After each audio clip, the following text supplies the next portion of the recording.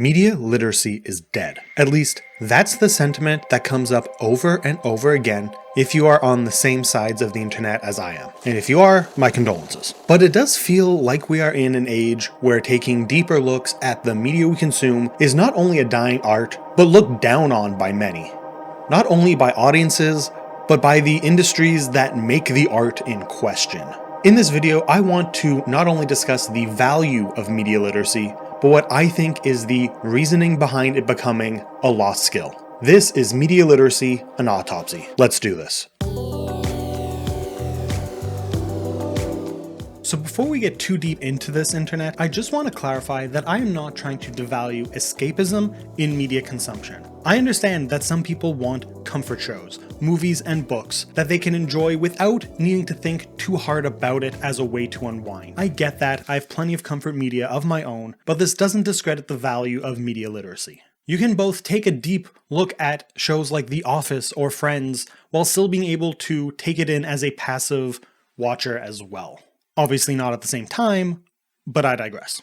My issue comes from the fact that over the past few years, it is clear that people online are actively avoiding looking any deeper into the media they consume, often taking things at a shallow face value instead of asking any questions as to why. This often comes in the form of assuming that depiction is the same as endorsement. When Licorice Pizza came out, I remember a lot of backlash against a side character, Jerry Frick, played by John Michael Higgins. The issue arose from the fact that the character, who is based on a real person, used an offensive, stereotypical Asian accent multiple times in the film. There was a huge wave of backlash and attempted boycotts because of this inclusion, despite the fact that the character in the film is clearly in the wrong.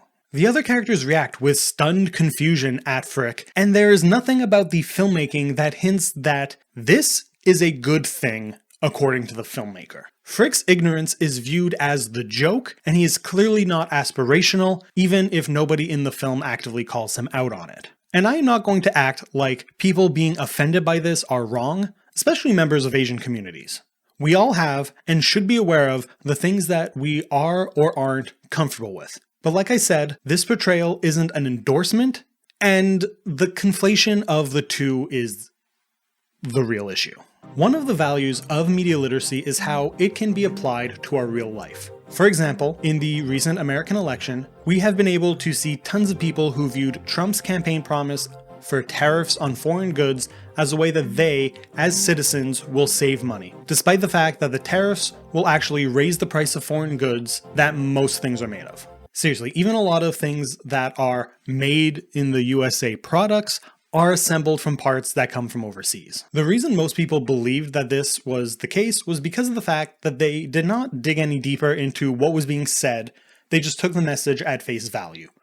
They were being told that it was good for the economy, and they assumed that that meant good for their personal pockets. Now, this is a very specific case, and there's a lot more that can be discussed and debated on the subject of tariffs that I won't get into, but I just wanted to use a current example from our real world that I think ties into the subject at hand because it stems from a lack of curiosity. In discussing media literacy, one of the points that should be brought up is, as I mentioned, taking things at face value. Things like interpreting the villain saying, "I care about life," before trying to kill millions of people. The example I'm going to make here is about the latest Nosferatu film, and it will contain spoilers. If you want to skip that, I'll leave a timestamp for my next point on screen here? Yeah. There has been a lot of discussion at the time of writing this about Nosferatu in film circles, as Robert Eggers films often create, and a lot of people seem to be misinterpreting it as part of the monster love subgenre, despite it not really being that at all.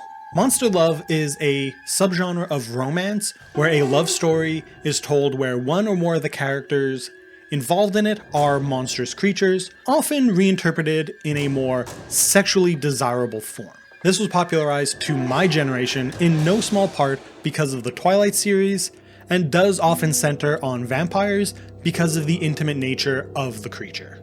A visitor in the night, often secretly feeding off of your neck, has a very obvious sexuality to it, and Nosferatu plays off of this. with a lot of the sounds and movements that Lily Rose's character Ellen is making while entranced by the Count being very erotic, especially in earlier parts of the film, while the later half twists them into a more macabre tone while still retaining their sexual nature. So with all of that, combined with how Ellen at one point tells her husband Thomas that he can never satisfy her like Count Orlok does, and there has been a lot of people online viewing the film as one where Ellen is in love with the Count, and sacrificing herself to kill him as an almost Romeo and Juliet style of ending. But looking at the film this way takes things like Ellen's sexual expressions as a positive, despite them being unwelcomed. It fails to engage with the fact that when Ellen tells Thomas what she said, she isn't happy about it, but distressed. It ignores that these sexual seizures caused by the Count have been happening to her since she was a young, lonely little girl. The 2024 Nosferatu is an allegory for sexual assault and how the assaulters prey on young victims looking for companionship, and how victims then have complicated views towards their abusers for many years beyond simply hating them. And this isn't the only thing you can dig into from this film, it is just the next layer deep under what characters say. Like how we should know that Thomas didn't knowingly sign Ellen away to Orlok, despite her being told that he did. Some of the viewers still viewed it that way, even though we saw him earlier in the film sign the contract while both under distress and while assuming it was a land deal. There is so much more we can dig into with a film like Nosferatu, like how the Count never becomes a more attractive version of himself like we see in other Dracula films like the 90s one. That is because his zombified Rasputin look is a physical representation of how Ellen views her sexual desires as dirty and perverse. Then we have the whole motif with lilacs, but I'm not going to cover everything in this movie, in part because I've only seen it once, and because there is more I want to discuss in this video. My point being is that the deeper we dig into this film, the more interesting it becomes. I know there's got to be other stuff I haven't even scratched the surface on yet. And because I feel like it has to be done, here's the clip. Nosferatu! For hopefully a quicker example of the importance of media literacy, let's take a look at one of my favorite things, tweets about The Simpsons. Take a look at this one. Now, I'm going to ignore the Hassan tweet that it is a response to, because it isn't relevant to the discussion, though I kind of agree. Now, at face value, you might look at this tweet and think that it is flexing some decent media literacy. It is identifying elements of the show and interpreting them. Hell, you can extrapolate further from this because The Simpsons airs on Fox, a network whose parent company is very right-leaning, and is also the producers of Fox News. But this interpretation is leaving out a major element, and that is the historical context of the show's creation. The Simpsons is a reflection and parody of the warm, heartfelt sitcoms being produced at the time, all centered around some version of the classic nuclear family. Overly schmaltzy shows that the series creator, Matt Groening, has referred to as the mainstream trash. And that is why the elements highlighted in the tweet are present in The Simpsons. Not because of some right-wing agenda, but because they are present in the shows The Simpsons is a riff on. The fact that the show has naughty words isn't just some random element of the show, it is part of the parody. Same for the violence, including how Homer used to choke Bart so often, something I really hope people don't tout as part of the right-wing ideals, but I digress. Now, you can look at what the tweet was engaging as a form of death of the author. A theory where you disengage from the creator's intention to engage with the work solely as the work. Now, while I do think the concept of death of the author has value, and it is something we will touch on again later, I don't think that that is the be-all end-all of criticism. Cultural context colors so much of the creation of art, even when the creator doesn't intend to. J.R.R. Tolkien has claimed that his time in the war had no effect on the writing of Lord of the Rings, but you can see that effect on his worldview. That doesn't mean Tolkien Boy is a liar, it just means he hasn't actively included it. And while we obviously don't need the context to read his books, that context does add something when you dig deeper into the writings. Just wanted to take a second to quickly plug that the channel has a membership option if you are interested in supporting the channel more directly. This year, I plan on putting out a lot of exclusive and early access stuff to members of the channel, but to do that, we do need members. So if you can, join today. Now back to the video. So we've touched on the value of media literacy, both for real life and, well, media. But that's not where we are ending this. This video is called an autopsy, so we have to get into the why of the death. This line will not work if I change the title of the video. I have to stop doing that. Now, while this is an autopsy, I'm not going to dress like a doctor, like how people set up mystery boards for their explainer videos, because I don't want to buy a costume. I spent all my money on Ed Brubaker comics, but I digress. I think the first thing to bring up when it comes to the death of media literacy is internet film criticism, specifically on this site. As a platform, YouTube democratized who can be a film critic and find an audience, especially in the early days. And while this is a good thing, I do think that it led to a more shallow discussion of film and other art forms as a whole. Now, while I could do a whole video on the value of film critics and the art of criticism, there is still truth in the fact that, to a lot of people, critics are snobs or elitists who are out of touch with the taste of your average Joe moviegoer. So the YouTube critics, in the early days, were taking film discussion back to the common man. They were fans of the stuff we were fans of, and geeked out about the stuff we geeked out about. And I do not say we abstractly, because I watched a shit ton of these YouTubers as well. I am an example of how YouTube film critics encouraged me to talk and share my thoughts and dig deeper into the media I consume, to the point where I now have my own channel dissecting media. I'm not going to act as if this is a black and white situation in terms of the topic at hand. I mean, you could also, in the same vein, point a finger at Siskel and Ebert because their show boiled down films to a thumbs up, thumbs down binary.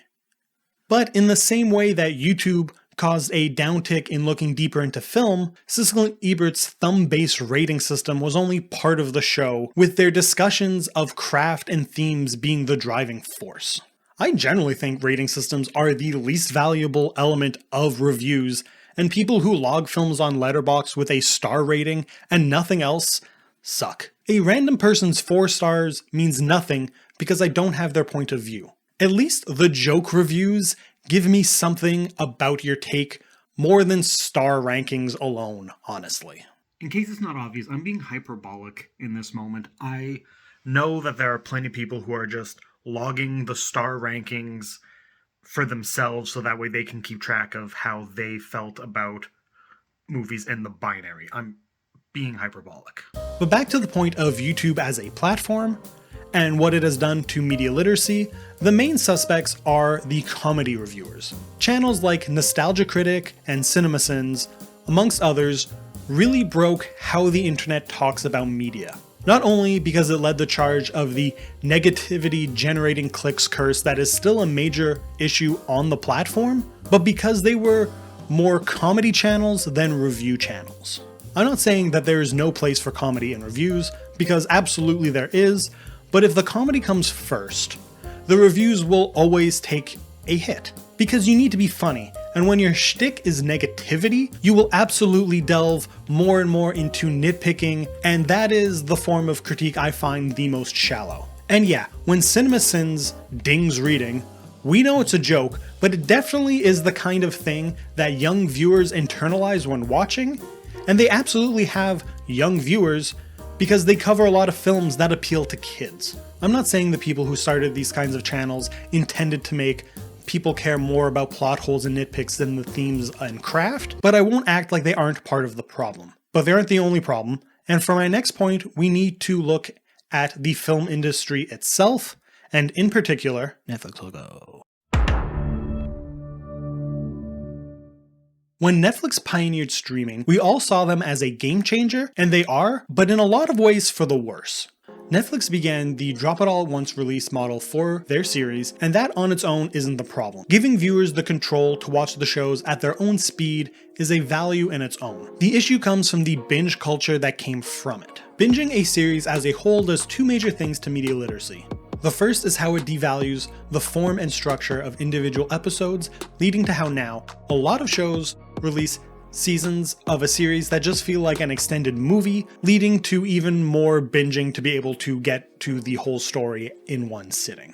This devalues the individual moments for the larger whole, and is why so many modern streaming shows are a huge cliffhanger at the end, and a resolution of the previous cliffhanger at the start, and then mostly just spinning their wheels in between. Making shows to be binged has created a structure that has far less meaning. And Netflix uses the data of how much a show has been binged as a metric to decide if it gets renewed or not, encouraging seasons, whether actively or passively, to have this kind of structure. Now, I'm not saying that everything made in the streaming era, or by Netflix in specific, has been bad. Some of my favorite television, some of the best television, has come from Netflix, but that is still a problem. Binge watching a show has a negative impact, even on the good ones. If you are primed to watch a season of television the day or weekend it comes out, you aren't going to be as fully engaged as if you were to sit down for a single episode.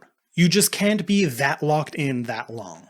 Other parts of your life will get in the way. You'll be checking your phone more often, and just generally speaking, watching 8 to 12 hours of TV straight will make it a more passive experience. This leads to our second problem with the streaming era and media literacy, because it has been said that Netflix is planning to make shows that pander to this passivity.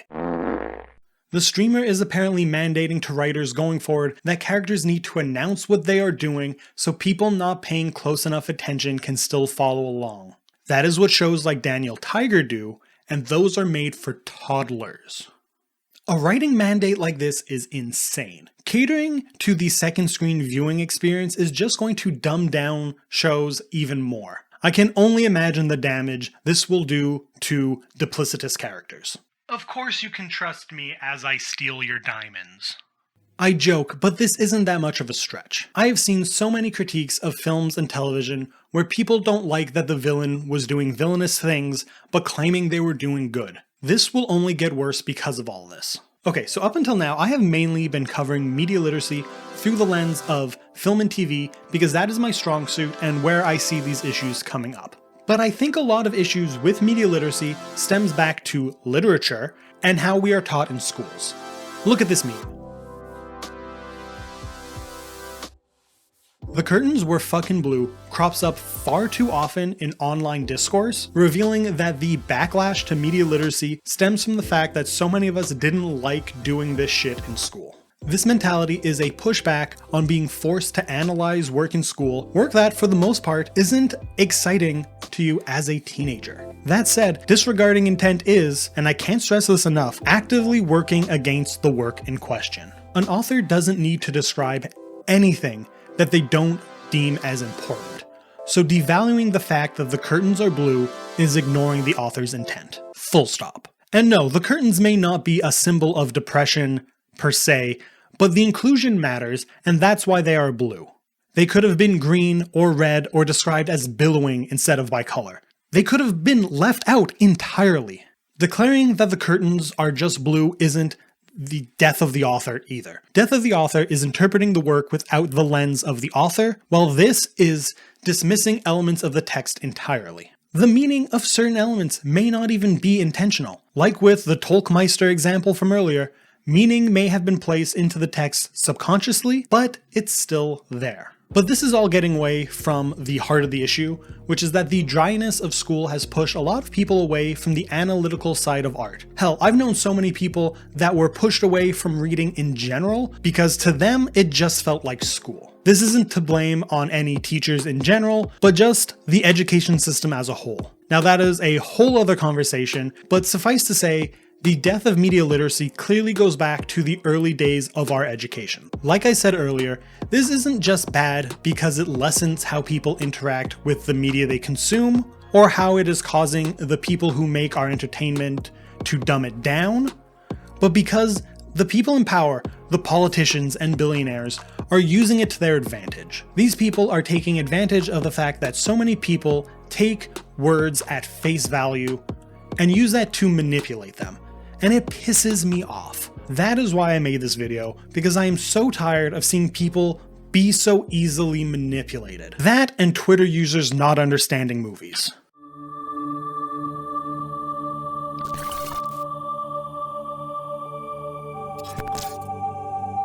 Thank you so much for watching. This is a video that's been on my mind for a long time, and I'm glad I was finally able to figure out how I wanted to approach it in time to release it as my 100th video. Whether this is your first video of mine, or you've been here for a while, thank you so much for watching. Please like the video, subscribe if you haven't already, and until next time, have a good one.